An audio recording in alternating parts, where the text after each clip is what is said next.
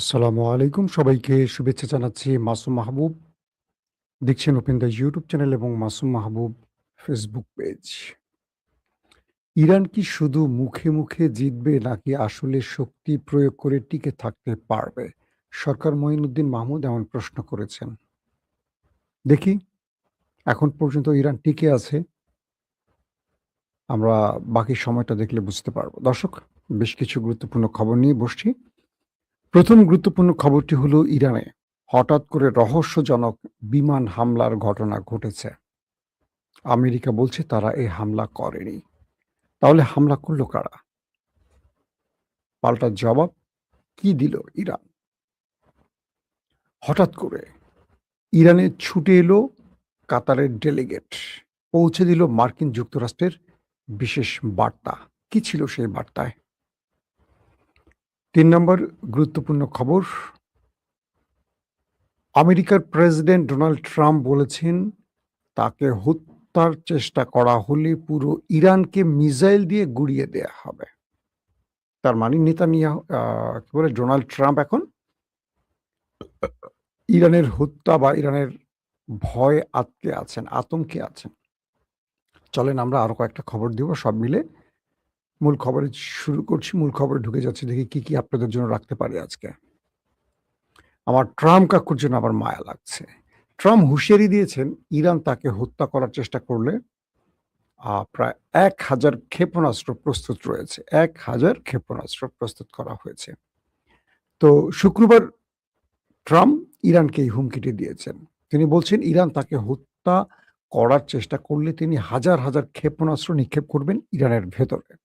বুঝছেন ইয়ান্নেরা? ট্রাম্প তার truth social প্ল্যাটফর্মে লিখেছেন যে ইসলামিক প্রজাতন্ত্র ইরানকে লক্ষ্য করে ১,০০০ ক্ষেপণাস্ত্র প্রস্তুত করা হয়েছে এবং এর পরপরই আরো হাজার, হাজার ক্ষেপণাস্ত্র নিক্ষেপ করা হবে। যদি ইরান সরকার বিশ্বের বিভিন্ন প্রান্ত থেকে ঘোষিত তাদের হুমকি অনুযায়ী মার্কিন যুক্তরাষ্ট্রের বর্তমান প্রেসিডেন্টকে এই ক্ষেত্রে মানে নিজেকে বলছে আমাকে হত্যা বা হত্যার চেষ্টা করে, তবে এই ব্যবস্থা নেওয়া হবে। তিনি আরো বলেন ইতিমধ্যে আদেশ দেয়া হয়েছে এবং দাবি করেন যে মার্কিন সামরিক বাহিনী ১ বছরের জন্য যা বর্ধিত করা যেতে পারে ইরানের সমস্ত এলাকাকে সম্পূর্ণরূপে নিশ্চিহ্ন ও ধ্বংস করে দিতে প্রস্তুত এবং তারা সক্ষম। বুঝতে পারছেন? ট্রাম্প বলছেন ইতিমধ্যে মার্কিন সেনাবাহিনীকে তার প্রেসিডেন্ট পদ থেকে তিনি আদেশ দিয়েছেন যে মার্কিন বাহিনী ১ বছরের জন্য, বুঝছেন, যা বর্ধিত করা হতে পারে, মানে এটা ১ বছর শুধু না, এটা আরো সামনে নেয়া হতে পারে, টাইমটাকে আরো বৃদ্ধি করা হতে পারে যে ইরান ১ বছর না ২ বছর পরে মারতে পারে, ৩ বছর পরে মারতে পারে। এই আশঙ্কা থেকে ইরানের সমস্ত এলাকাকে সম্পূর্ণরূপে নিশ্চিহ্ন ও ধ্বংস করে দিতে প্রস্তুত। মানে পুরো ইরানকে ধ্বংস করে দিবে আমেরিকা যদি ট্রাম্পকে হত্যা করা হয় বা হত্যার চেষ্টা করা হয়। ট্রাম্প এর আগে ঘোষণা করেছিলেন যে ইরানের সঙ্গে যুদ্ধবিরতি শেষ হয়ে গেছে, কিন্তু তেহরানের অনুরোধে ওয়াশিংটন আলোচনা চালিয়ে যেতে সম্মত হয়েছে। এটি আমি কালকে আপনাদের বলেছিলাম। ট্রাম্প দাবি করেছে যে ইরান তার কাছে আবেদন করেছে শান্তি চুক্তি বা যুদ্ধবিরতি করে আবার আলোচনা টেবিলে বসতে চায়। ওয়াল স্ট্রিট জার্নালের এক প্রতিবেদন অনুযায়ী ইসরায়েল সম্প্রতি যুক্তরাষ্ট্রের সাথে এমন গোয়েন্দা তথ্য ভাগ করে নিয়েছে যা থেকে ইঙ্গিত পাওয়া যায় যে ট্রাম্পকে হত্যা করার জন্য ইরান একটি নতুন পরিকল্পনা তৈরি করেছে। এটি ওয়াল স্ট্রিট জার্নাল জানিয়েছিল। আমি গতকালকে আপনাদের জানিয়েছি, আবার রিপিট করছি। ইসরায়েল ট্রাম্পকে তাদের গোয়েন্দা তথ্য শেয়ার করছে। সেখানে বলা হয়েছে যে ইরান ট্রাম্পকে হত্যার পরিকল্পনা নিয়ে কাজ করছে। আর ঠিক এই কারণে ট্রাম্প এই হুঁশিয়ারিটি দিয়েছেন। জুন মাসে পাকিস্তানের মধ্যস্থতায় ইরান ও যুক্তরাষ্ট্র একটি সমঝোতা স্বাক্ষর করে, যার লক্ষ্য ছিল ফেব্রুয়ারি শেষে শুরু হওয়া যুদ্ধের অবসান ঘটানো এবং একটি স্থায়ী শান্তি চুক্তিতে ফিরে আসা। কিন্তু আমরা সাম্প্রতিক সময় দেখলাম আবারও হরমুজ প্রণালী ঘিরে দুই দেশের মধ্যে উত্তেজনা বেড়ে গেছে, আবার একে অপরের উপর হামলার ঘটনা ঘটেছে এবং ইতিমধ্যে আমেরিকা প্রথম দফায় ৮টি ইরানি টার্গেটে ৮০টি ইরানের টার্গেটে অ্যাটাক করেছে। পক্ষান্তরে ইরান তাদের 85টি টার্গেটে অ্যাটাক করেছে। পরের দিন মার্কিন যুক্তরাষ্ট্র তাদের 90টি টার্গেটে, ইরানের 90টি টার্গেটে অ্যাটাক করেছে। ইরান পক্ষান্তরে তাদের 100-র অধিক মার্কিন ঘাঁটির টার্গেট করে অ্যাটাক করেছে। এরপর আমেরিকা সুর নরম করে এবং তারা আলোচনার জন্য ইরানের সাথে বসার আহ্বান করে। পরপরই কাতারের একটা বিশেষ ডেলিগেট ছুটে যায় ইরানে। আসেন সেই খবরটা একটু দিচ্ছি আপনাদের। হঠাৎ করে কাতারের বিশেষ ডেলিগেট ছুটে আসে ইরানে এবং তারা ইরানের সাথে এই বিষয় 1-to-1 আলোচনা করে। বলা হচ্ছে যে মাসুম ভাই কাজ করতে করতে আপনার ভিডিও দেখছি, নাম কি? মাসুদ খান, ওকে। তো কাতারের ডেলিগেট ইরানে এসে তারা বলছে যে আপনাদের কি হলো?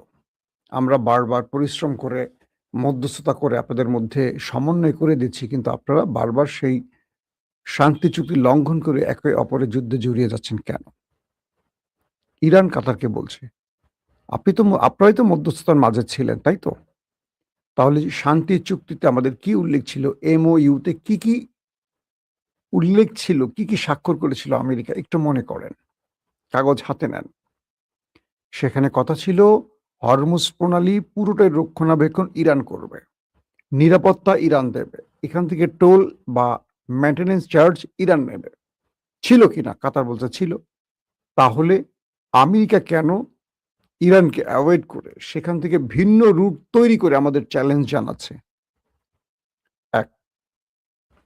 2 নম্বর, কাতার ইরানকে বলছে যে আমেরিকা যদি আপনাকে অ্যাটাক করে আপনি আপাতত, ইরানকে বলছে আপনারা আপাতত একটু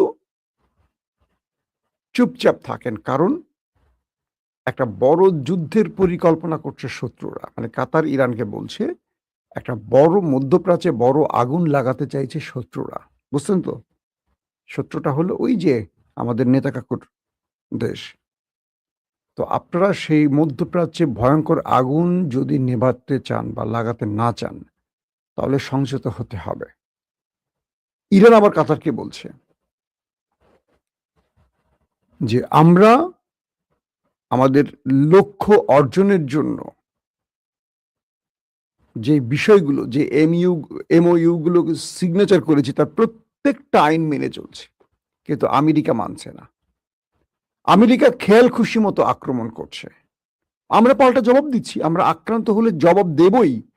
যদি আমরা জবাব না দেই সেক্ষেত্রে তো আমাদেরকে আরো পেয়ে বসবে, আমাদের উপর আরো বেশি তারা অ্যাটাক করবে। এরই মধ্যে কাতার আমেরিকাকে বলছে যে আপনি হরমুজে আপনি ইরানে অ্যাটাক করলেন কেন? আমেরিকা বলছে যে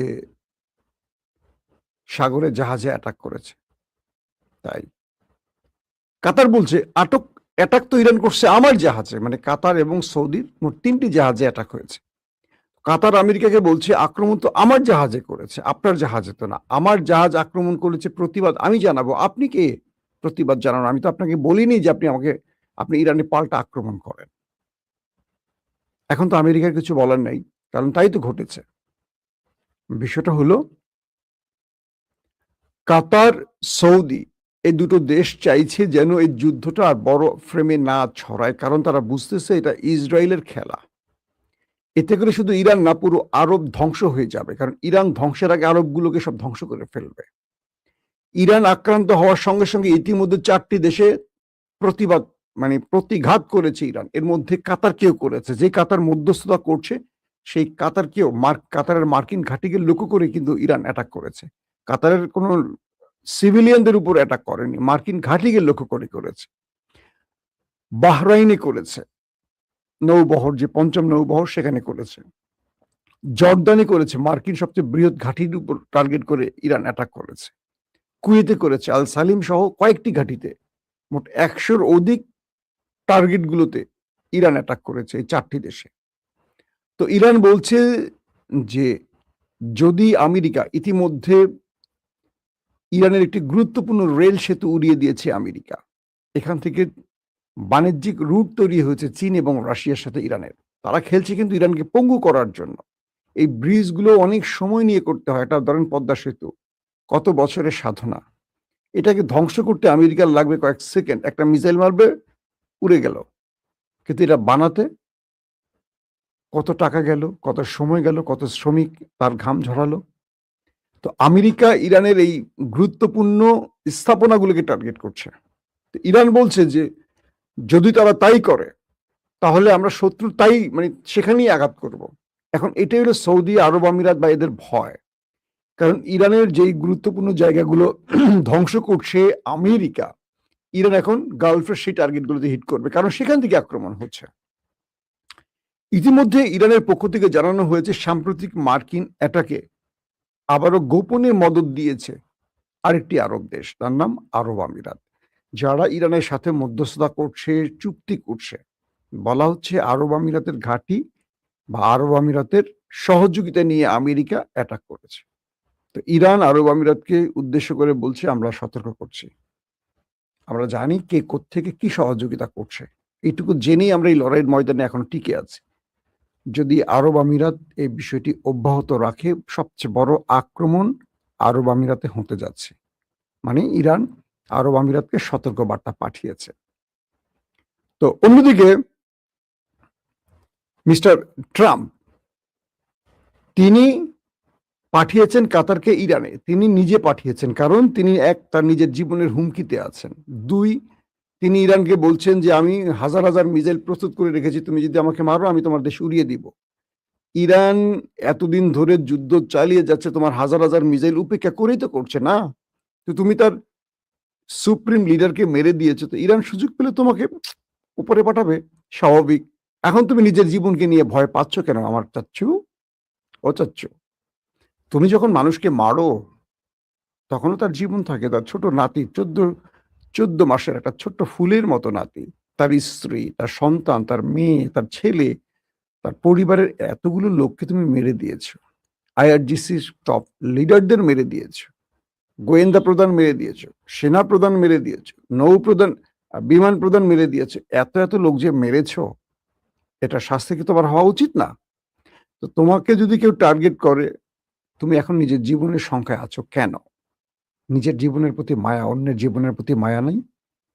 ইরানে প্রায় 200 শিশুকে যে মেরে দিয়েছ, এই ছোট্ট শিশুদের অপরাধ কি ছিল? ছিল কোনো অপরাধ এই ফুলের মতো শিশুদের? ছিল না। তুমি যা খুশি করতে পারবা। তোমার মন চাইলে ভেনেজুয়েলার নিকোলাস মাদুরোকে তুলে নিয়ে আসবা। তোমার মন চাইলে আফগান ধ্বংস করে দিবা, মন চাইলে ইরাক ধ্বংস করে দিবা, সিরিয়া ধ্বংস করে দিবা। সেখানে মানুষের জীবনের কি মূল্য নেই? শুধু তোমার জীবনের মূল্য আছে, বুড়ো ভাতারাম। তো এখন যে প্রশ্নটি তৈরি হচ্ছে, ইরানের ভেতরে আসলে আক্রমণটা করেছে কে রাতে? আমেরিকা বলছে এই আক্রমণটি তারা করেনি।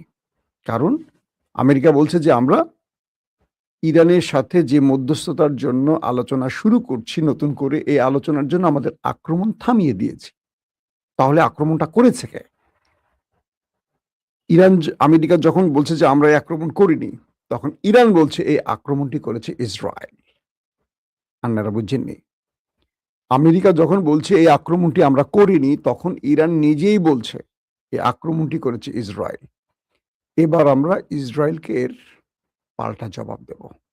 তার মানে এবার ইরানের সাথে মানে গোপনে যুদ্ধ বিমান পাঠিয়ে ইরানের মধ্যে বিমান অ্যাটাক করে পালিয়ে গেছে।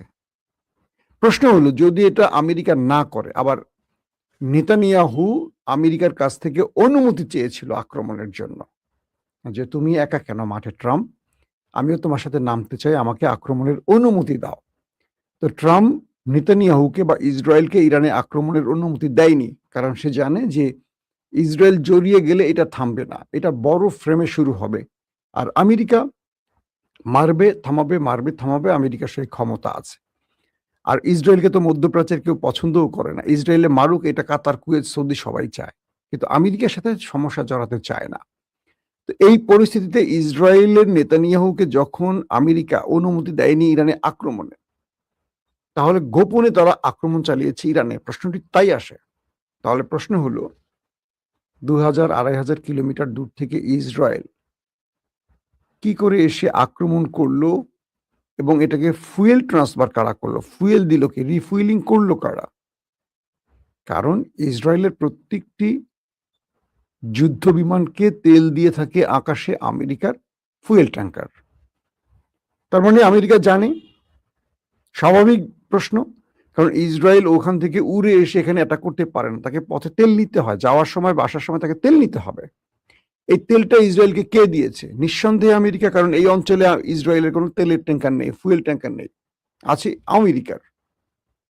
তার মানে ইরান যে অভিযোগটি করছে, এই মধ্যরাতে হঠাৎ করে ইরানের ভেতরে কয়েকটা বিমান হামলার ঘটনা, এটার সাথে ইসরায়েল দায়ী।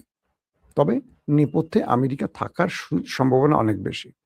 এখন ইরান বলছে তারা এটার শক্ত জবাব দেবে, অর্থাৎ গোপনে তাদের উপর যে বিমান হামলা হয়েছে তার জবাব ইরান দেবে। আমরা হয়তো নেক্সট ভিডিওতে জানাবো ওই গোপনে হামলার প্রতি উত্তরে ইরান কি জবাব দিয়েছে। দর্শক, এখনকার মতো বিদায় নিচ্ছি। নেক্সট আপডেটে অবশ্যই আপনারা আবার আমাদের সাথে থাকবেন, জানবেন সর্বশেষ খবরগুলো। আল্লাহ হাফেজ।